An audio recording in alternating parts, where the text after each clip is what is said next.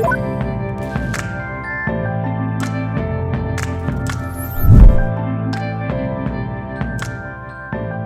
welcome, Natalie. Thank you so much for joining us in the education revolution.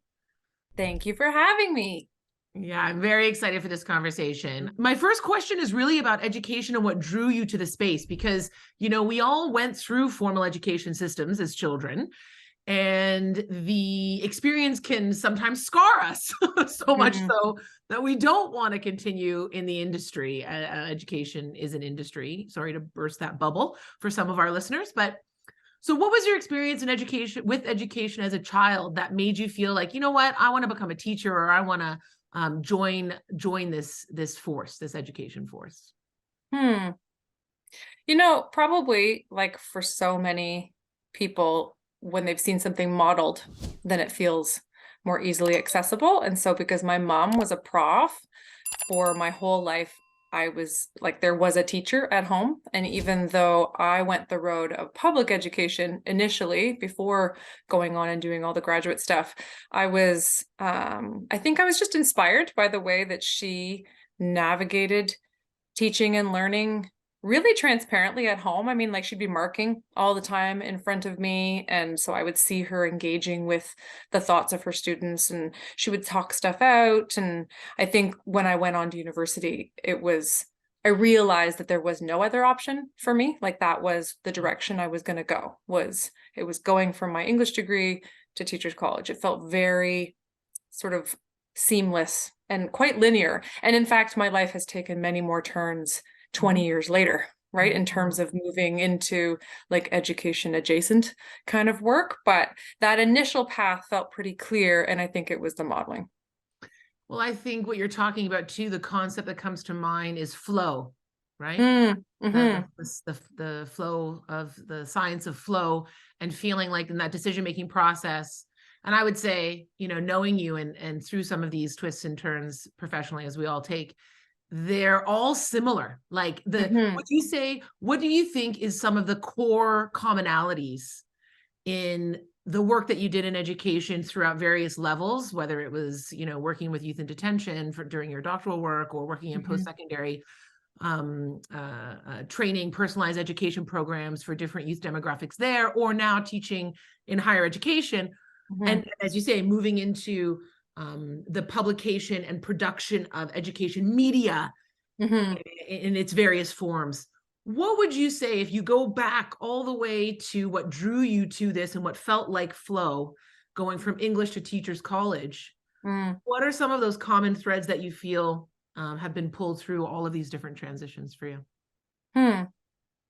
So, as you know, I have another podcast called Reframables, and something I talk about on that podcast a lot is narrative reframing.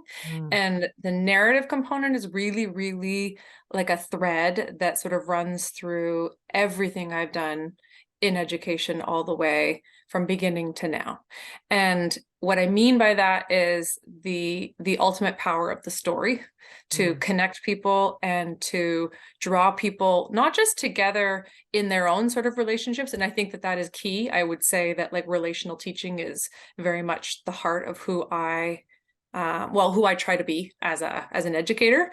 But I also would just say that the work can be done through the stories that we teach and share. So it's not even just about the people. Like we don't have to like everybody, but we can still sort of recognize that there are stories there that make them very human and make us human. So I think that it's so for my English degree, I think what I learned way back when was how to read a story, like really how to parse it, how to take things apart, how to put pieces back together.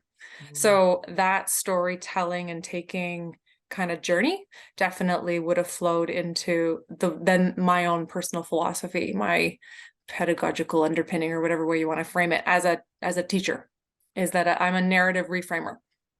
How fascinating that if you take those two components that have followed you, been in you arguably, and followed you throughout the process, this idea of storytelling and community building.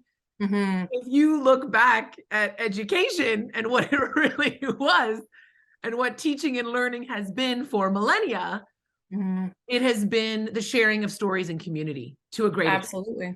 Yeah. Right? Yeah.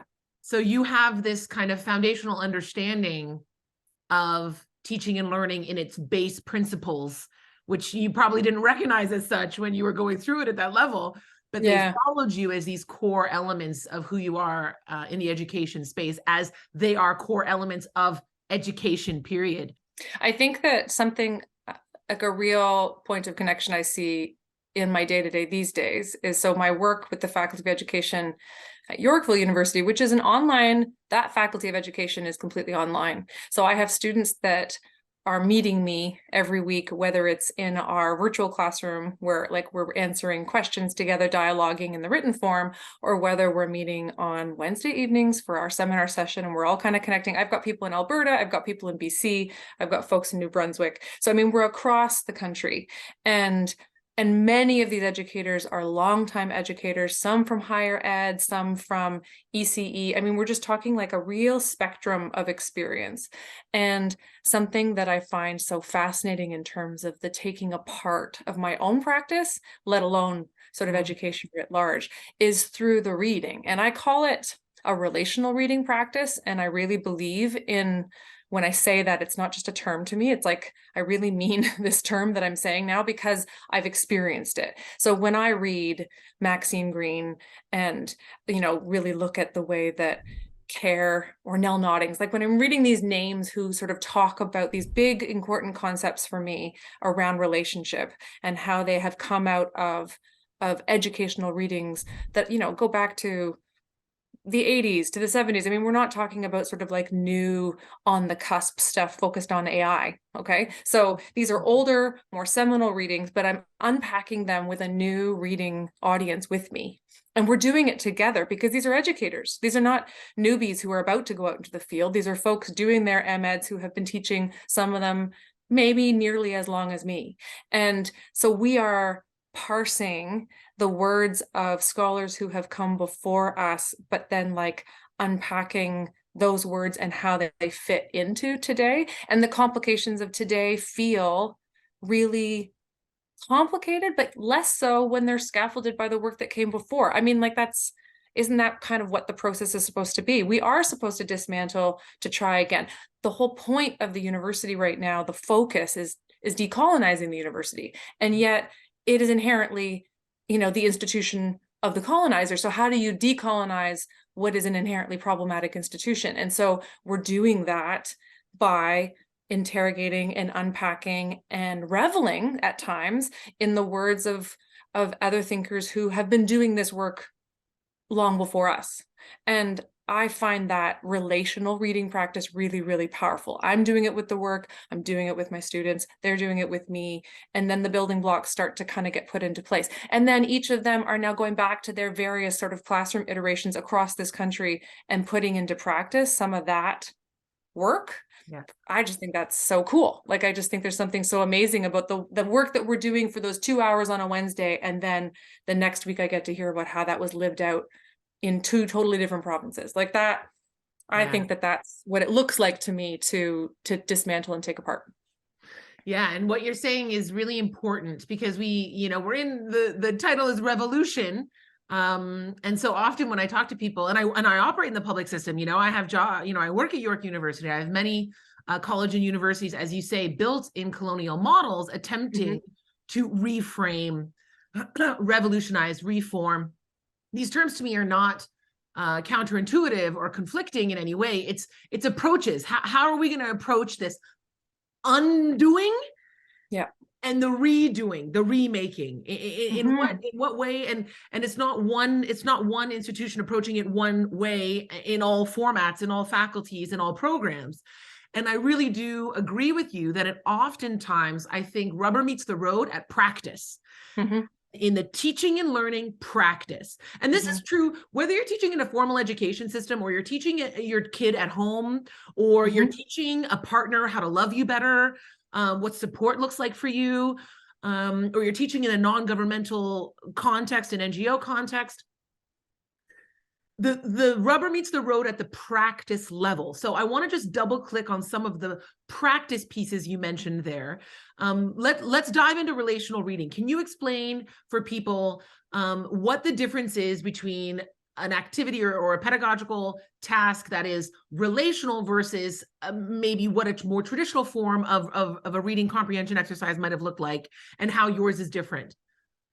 Yeah, okay. So I'll take an example from for a high school classroom. So when I was first beginning my career as an English teacher, I would have been doing something that was modeled for me, which would have been, for example, a close read, right, of a Shakespearean text. And I thought I was really current in terms of my taking that close read practice, further into the now, when I was 22. And I was trying to take a smaller section, as opposed to reading. You can't do a close read of the whole of King Lear, whereas you can do a close read, truly, in my sort of opinion. I think you can do that of a soliloquy, right? I mean, you can do that of a small monologue where Lear is, yelling out into the wind and about his loss. And so a relational reading of that text would be to engage with the close read,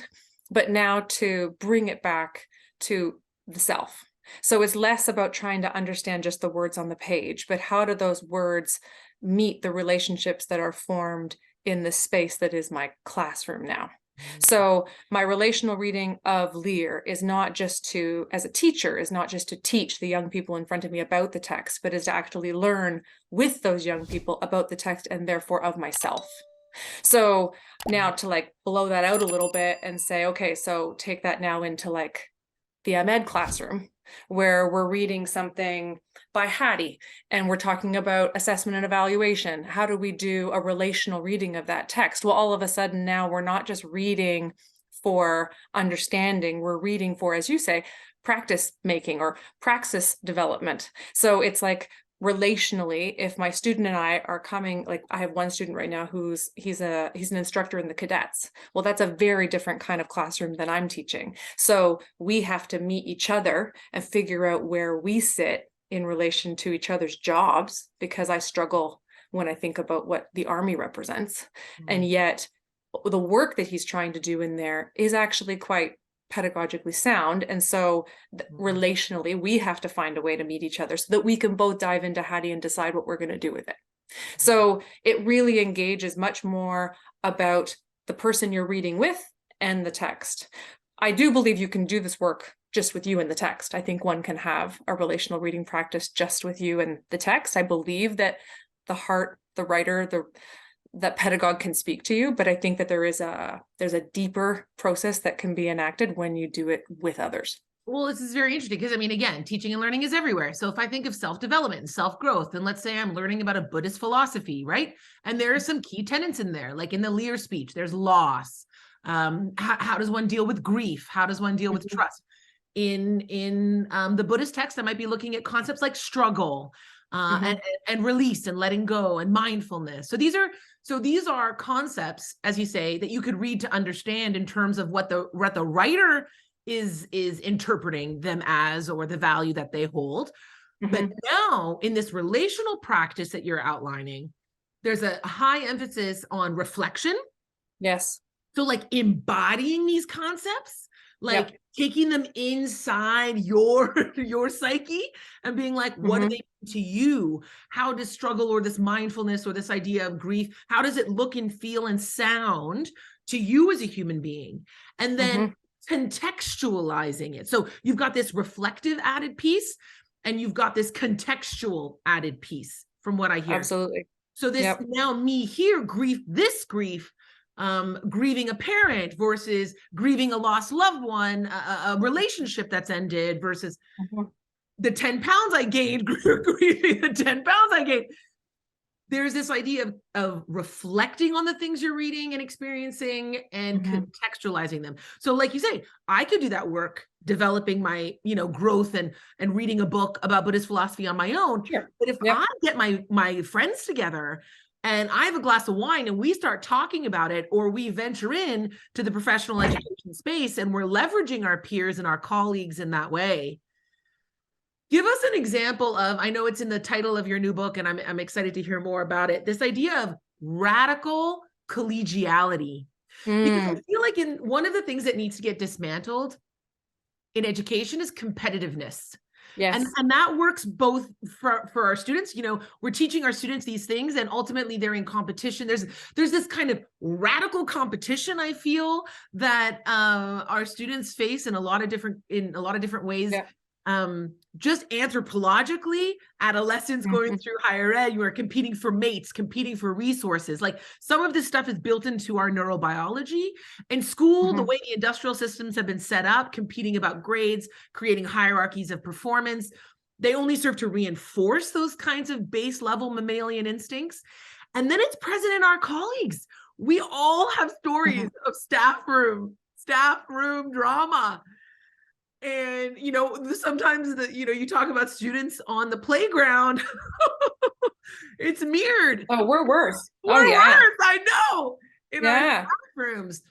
So talk to me a little bit how this idea of relational reading and what we're pulling out in terms of a reflective and collective practice of that, how does that manifest in this term radical collegiality as you're envisioning it?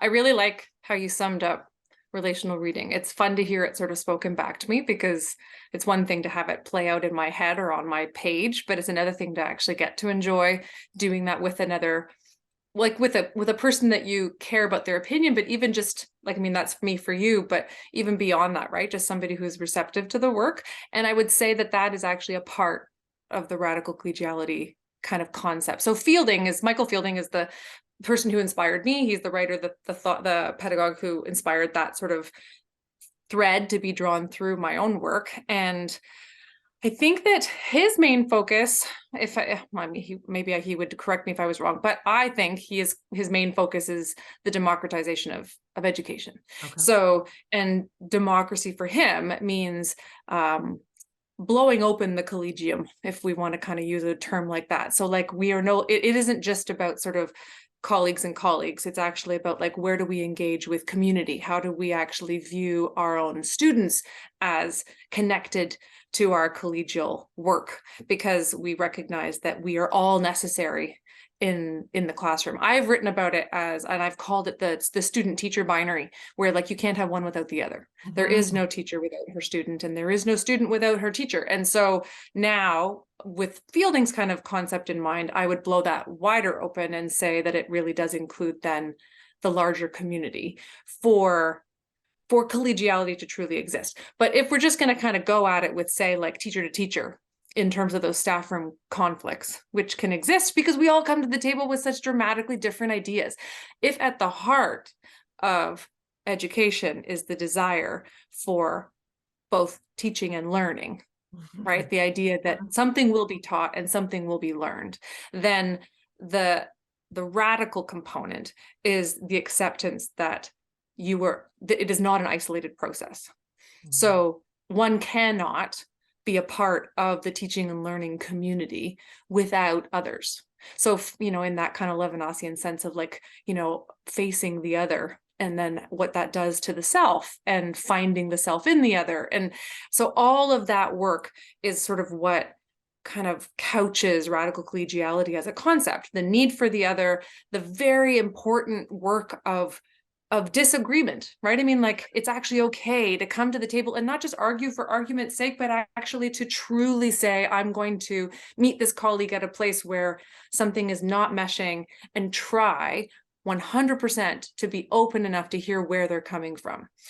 I still believe that in most cases, if people come at it from completely different perspectives, they're not going to ever get to a place of full agreement. But I don't think collegiality is about that. And it's not the point. Think it's about moving forward. And if you look back at the roots of education, discourse. Right. Discourse, you can call it disagreement if you want. You can call it, the bringing together of different perspectives.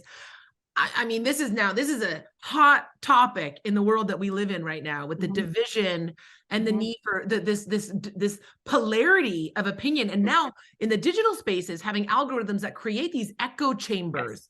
So you're only hearing the same people. Yep.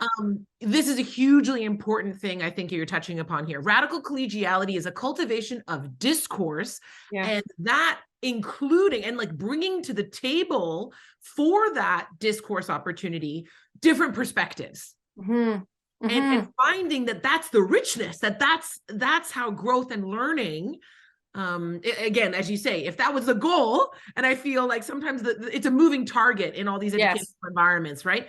Is it actually, like, if you look at the news, is the goal of a lot of the news streams this awareness building and an opportunity for growth and learning? Or is it sensationalism? Is it ratings? Is it division? Because that creates emotions that then psychologically keep people tuned in. Yes. This is a really important discussion. And my question to you, let's get practical, Nat, let's get real, because in the interest of we're teachers here. And again, we're all teachers in the world of life, in the school of life. But as people working in formal systems here, systems that are broken in this way, more often than not, how are you approaching from a practical way through your practice? You know, you're working in a professional development space through your work at the Faculty of Education at Yorkville U. How in that space are you promoting discourse, promoting radical collegiality, attempting to get them to embody and experience that in your course so as to hopefully create a thread of them experiencing it in their real lives? Yeah, so I think an example that just happened this week would be, I make it a practice, especially the seminars are easy, right? Because you're having conversations with folks. And so it's just very much a back and forth kind of bandying about of opinions. And it's a space where people can bring different opinions in. So it's almost like cheating, because there is just radical collegiality that happens in a seminar space where conversation is flowing. I would say that in the online space, where it is about sort of the written word and the power of those words to prompt thought, but also to, if things are done, if things aren't done in the right spirit, to create conflict. I really, really very adamantly and participatory all the way through every single one of those chats. It takes up a lot of time. And so I value that time, because it's my way to truly engage in my collegial interplay with my students. So when somebody posts something, even if they're not asking me a direct question, I'm going to respond. But when I respond, it's not just to offer some sort of like small little good job kind of feedback. I respond with some sort of link to another piece that I'm reading. So I'm going back to this relational reading thing all the time. And so that thing that I might be reading might be a tweet, right? It might be sort of an article from BuzzFeed. It doesn't have to be academic reading all the time. But what it's doing is it's drawing threads all the time outside of our personal sort of like just, well, as you say, kind of bubble experiences to bring other thinkers into the discussion. And I believe that that is a very tangible exercise that models for my learners with me, hopefully, that we are all supposed to be in the practice of trying to blow our bubbles wider, like make them bigger. It was that big kind of like bubble thing that we used to play with when we were kids, right? Where you could make the bigger bubble, like that thing. Like I want the biggest bubble possible. Right? When you were a kid, the ticket to making the biggest bubble was slow and steady. Don't like run across the grass too fast. Absolutely, Michelle. It's a dedicated, slow and steady burn, as it were, sometimes in this space. Yeah. So I think for me, you say like, what's the tangible way to make it happen? It is a slow and steady process. It really is an honoring of who the people I'm engaging with are. I need to get to know them. I mean, that just seems so obvious, right? Like we should just get to know the people we engage with before we start spouting off opinions. Like, let's try and practice listening a little bit, which is, I think, a really big part of radical collegiality is the listening component. Teachers, I believe, being one, I think I can say this critically of myself, I think that we are tempted to speak first and listen second, because we always want to teach, right? There's like this desire to be the teacher, whatever we've decided teachers are. And I would say that I have learned over 20 years that my desire as a teacher is to be a better and better listener. And then I'm the connector. Like I love to make connections. My whole educational newsletter is about making connections. And those connections are pulled from all those spots I'm talking about. And that, I think, is a real modeling of what it means to be a listening colleague. That's just part one of this exciting conversation, my friends. Click on part two and continue with us on this important journey we like to call the education revolution.